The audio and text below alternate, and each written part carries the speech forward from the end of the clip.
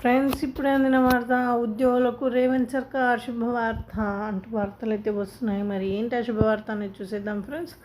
వివరాలకు వెళ్ళే ముందు దయచేసి లైక్ చేసి, షేర్ చేసి, సబ్స్క్రైబ్ అయితే చేసి మరిన్ని లేటెస్ట్ అప్డేట్స్ కోసం బెల్ ఐకాన్ అయితే క్లిక్ చేయండి ఫ్రెండ్స్.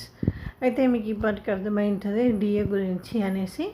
అయితే ఆగస్టు 15 తర్వాత డిఏ ప్రకటిస్తామని ఉపాధ్యాయ సమస్యలపై సంఘాలతో చర్చించిన అనంతరం ముఖ్యమంత్రి సలహాదారు వేం నరేందర్ రెడ్డి ప్రకటించారు. శుక్రవారం ఉపాధ్యాయ సంఘాలతో చర్చలు జరిపిన అనంతరం ఆయన ఈ ప్రకటన చేశారు. రైతు రుణమాఫీ పూర్తయిన వెంటనే ఆగస్టు 15 తర్వాత ఉపాధ్యాయ ఉద్యోగులకు బకాయి ఉన్న డిఏ ప్రకటిస్తామని తెలిపారు. అయితే అది ఒకటా రెండా అనేది ముఖ్యమంత్రి నిర్ణయిస్తారని నరేందర్ రెడ్డి తెలిపారు. యుఎస్సి జాక్టో ఆధ్వర్యంలో ప్రొఫెసర్ కోదండరాం ద్వారా ముఖ్యమంత్రి రేవంత్ రెడ్డి అపాయింట్మెంట్ కోరగా ముందుగా నరేందర్ రెడ్డితో చర్చించమని సూచించారు.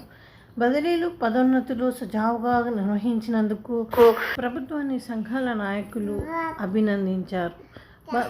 బదిలీలు, పదోన్నతులు ఏర్పడిన సమస్యలపై అప్పీల్స్ను సత్వరమే పరిష్కరించాలని కోరగా పరిష్కరించమని అధికారులను ఆదేశిస్తామన్నారు.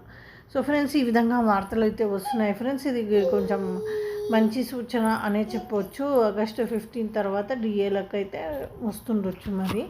అది ఫ్రెండ్స్. థ్యాంక్స్.